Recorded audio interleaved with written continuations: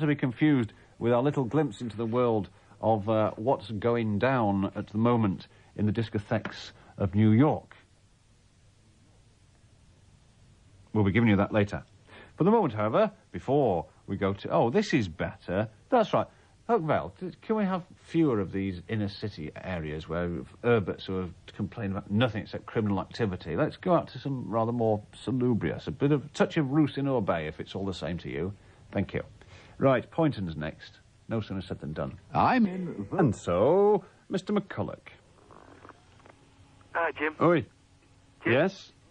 I'd like to... Hey, why you're ticking off of Ian Bolton. No, this is Royton, isn't it? Not Poynton. Royton. Oh, how very disappointing. Oh, well. Hey? You're ticking off of Ian Bolton. Why are you ticking him off? My ticking off? Yeah. The fearful wigging which I administered to the Cove Botham. Yes? Yes. He's a fat git, that's why. Why? Why? He lost a lot of weight. Probably scoffs at... Well, what's he down to now? About 18 stone? 18 stone? Yes, 18 stone. Is this the yes-no interlude? And you say... Oh, too tricky for you. Right, Ashton and the Line and Mr. Barcroft. Long time no hear. Stalybridge. Well, it says Ashton here. Well, that's not me. That's your producer. Producer? Oh, You're the polite chappie on the phone. oh, he's very nice, isn't he? Actually, we've got a little letter about him. Barney Barker's from Stalybridge. Yes. Anyway, my apologies for absence, first of all, for tomorrow evening. I won't be able to join the party as I'm working at the Chippy. Oh, a prior engagement. Oh, dear. You did say all the celebrities would be on. Yeah, is it too late to cancel now? Unfortunately, I won't be down there. I suppose you have other fish to fry.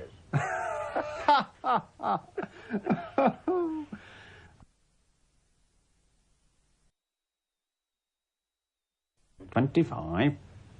You sound like Fred Dibner. Who? Fred Dibner. Oh, aye. Oh, aye. Do you like that? Dreadful. What are you going to sound like when you're an old gimmer? Well, I don't know if we'll be here then. No. Well, we live in hope. Anyway, come on, get on with it. I want to talk about the successful abolition of socialism by the Thatcher government. Oh, dear. We only said that to wind you up, actually. You will know each time I've been on, I always give you a tip of how the show has been declining since you first started, how it used to be very, very good indeed. Yeah. Want to try and give you some advice for when you're moving on now for the future. If we review the history of the Late Show now, since I've been listening since 1980. Yes. Going back to the days of Dave Ward and Gary Davis with Hits After Midnight and the other features that used to be on. Yeah, well, I'm sorry. Look, they seemed like a good idea at the time. All right, I can't say any more than that. With you on, we had the phone-in, which started very, very good indeed, with good quality music. Yeah. You had good guests. Yeah, that's right. In the public eye standing in with good, sensible discussion. Yeah. People from the public with sensible phone-in views, like High Rate Albus and what have you. Yeah. Entertaining as well as knowledgeable was fine, and as you know, unfortunately, despite me giving you warnings about it, you've allowed it to go downhill over the past 12 months. Really? Idiots like Jimmy White, for example, and other pillocks phoning in. Oh, well, I'm sorry. I didn't realise we had Stalybridge's answer to Ludovic Kennedy listening in. Perhaps, of course, it's a bit late in the day now. There's only one more to go, but perhaps you could offer some, of course, your tips. Instead of having the Jam Police Blondie, we now have Roger Whittaker. Well, what's wrong with that? What about Frank Hodges, the Raspberry King? Who? You must have missed that one. Have we still got that? Well, I'll go and find it. Everything's fresh today. That one. And now, of course, we have you deliberately being rude. Who's being rude? Which puts off a lot of punters, a lot of the more sensible punters. When have I been rude? You were naturally rude, Jim. When? When? Well, it's when you're not. You see, you come across, unfortunately, in an offensive manner. I have not got an offensive manner.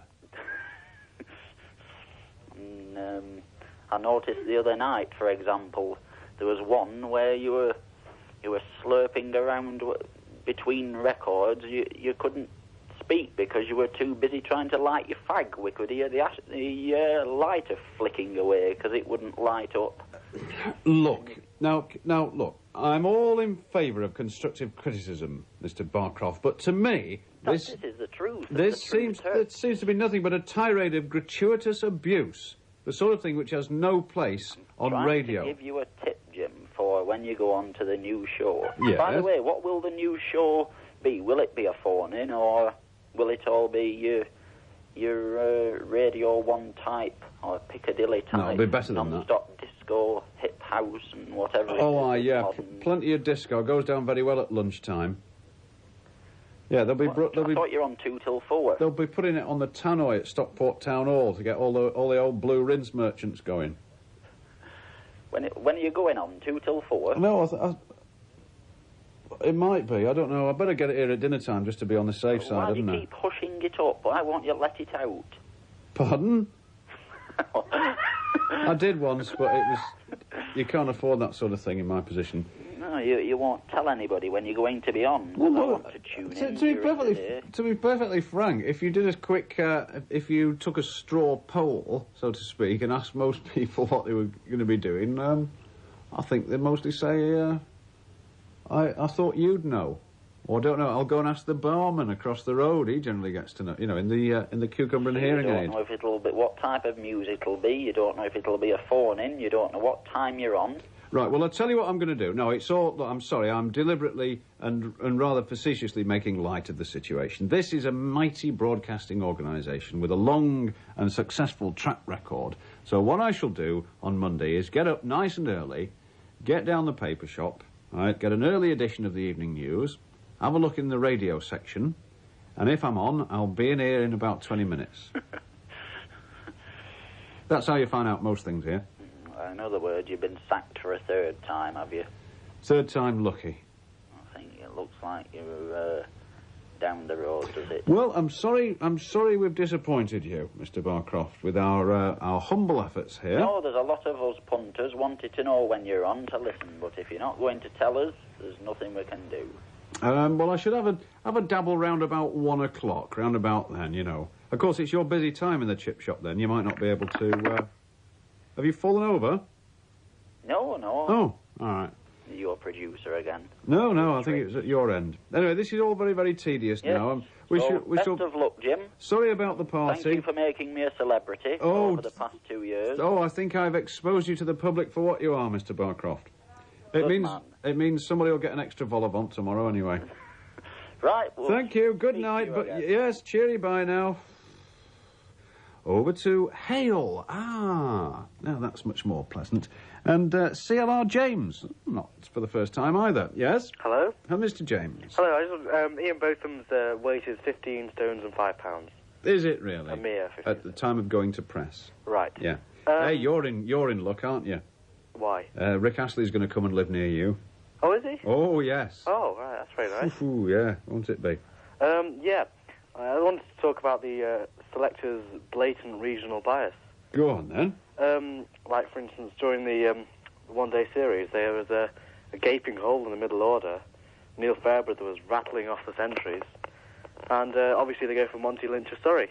Mm-hmm. And now, recently, they've had the chance to put in a new spin bowler in place of Embry. You know, a young spin bowler. Ian Fairley's been taking wickets. Yeah. They go for John Charles of Essex. Right. Who's not particularly good. He's not a first-team regular or anything. Right. And he's very old as well. Right. And over a period of years, they seem to have been ignoring players from northern counties. Right. And I think that this is because of lack of looking around all the counties. It's all concentrated around Middlesex and basically the south. 'Twas ever thus. I mean, it was a few years ago when, oddly enough, in the days of sort of the Empire and the hangover thereof, the certain sort of bowlers from the coal mines of Nottinghamshire were tolerated, and your Trumans and your Sutcliffes and your Stathams and what have you. Larwoods. Yeah, that sort of thing. But there does, admittedly, seem to be something of a bias now towards players from the home counties, which is distressing but understandable. Aren't you very disappointed in Graham Gooch's voice? Yeah, it's a bit like Mike Gatting's voice, isn't it? Not dissimilar. I mean, Mike Gatting doesn't look like how he sounds. I hate to say that. I mean, I know the bloke's a great cricketer, and he's had his troubles just lately, but there was a photograph of him and his wife and their son in the newspaper today. Yeah. Dear, oh dear me. Enough said. Made for each other. Oh. Not very nice. The kid, look, if the Milky Bar kid got mugged, he would look like Gatting's son. Yeah. Dear, oh dear me. Yeah, I know. Still, you can't have everything, can you? Yeah, well, I mean, he does sound very much like Mike Gatting. Perhaps there's something to do with the voice, the fact that they're changing the captaincy so much. Well, he sounded... No, I'm not sure about that. I mean, David Gower's was a touch strident, wasn't it? Yes, I know. But you always think... I mean, especially Gooch, he looks so mean, doesn't he? I know. Looks like a Mexican bandit. You think he's going to be a real tougher, but he sounds like that, the bloke who says, you know, in the Nudge Nudge Wink Wink sketch? Yeah. And the bloke says, yes, we are from Purley. He sounds just like that. Your impression at the start of the programme was better. Was it? That was very good, actually. Oh, thank you. Now, another thing I was going to talk about was, you read Portrait of the Artist as a Young Man? Ah, indeed, bien sûr, yes. Yeah, you know the Hellfire speech? Yeah. Where it goes on about the Day of Judgment and hell. And if you don't repent, you go into hell. The Day of Judgment, yeah. Yeah. Now, surely that goes against the fundamental Christian teaching of turning the other cheek and not retaliating if someone does something wrong. Oh, well, I mean, it's all very well for you to sit there reading the works of Gerald Durrell, but I'll tell you this. When we had the Bishop of Manchester in here, I put this very question to him. And? Right, I said, what do you think about South... Because, you know, he marches up and down with the old anti-apartheid banner, don't you? Mm. The Bish. Yeah. So I said, what do you think then, our kid? He said, there comes a time, he said, when evil has to be met with force, I'm afraid. No, I mean, I put that to him as a very serious question, because there had been a programme on the television, one of these things that you very rarely watch on a Sunday night, and it was about a bishop in, it may well have been Soweto. No, it was in, I think it might have been Soweto. Anyway. Tehran. What? The Bishop of Tehran. No, I mean, blimey, he's suspended on full pay, isn't he? Yeah. Blimey. This bishop who was saying, I stand up here in church every Sunday saying, love thy neighbour and do unto others and all this sort of thing, turn the other cheek. And in the congregation are people with black eyes and swollen faces and all this who've been given a scene to during the week. He says, I don't know how much longer I can go on doing it. Yeah. And the Bish, the Reverend Stanley Booth Clibborn, said, he said, there comes a time when you have to say, right, I am not turning the cheek anymore. I can carry on like this forever. Like James Anderson. I don't immediately see the analogy. Well, I see in that James Anderson likes to meet evil with force. Yes, I suppose so, yeah. Yeah. Right. Right. That's enough, right. Stockport's John Bragg in this segment, and that'll do it for the moment, because I'm clapped out. I'm gasping, actually. Mr. Bragg. Good evening, Jim. Good evening. Hello. Bright and breezy Bragg. Yes, that is me. Yes, oh yes. Great more, Stockport. Right. I'd like to talk to you about charity. Yeah? And in particular, on the 20th and 21st of this month, there is a charitable event going on. Yeah. And I am taking part in it. It's a sponsored jailbreak in aid of the Pat Phoenix Buy a Brick appeal campaign. Oh, yes.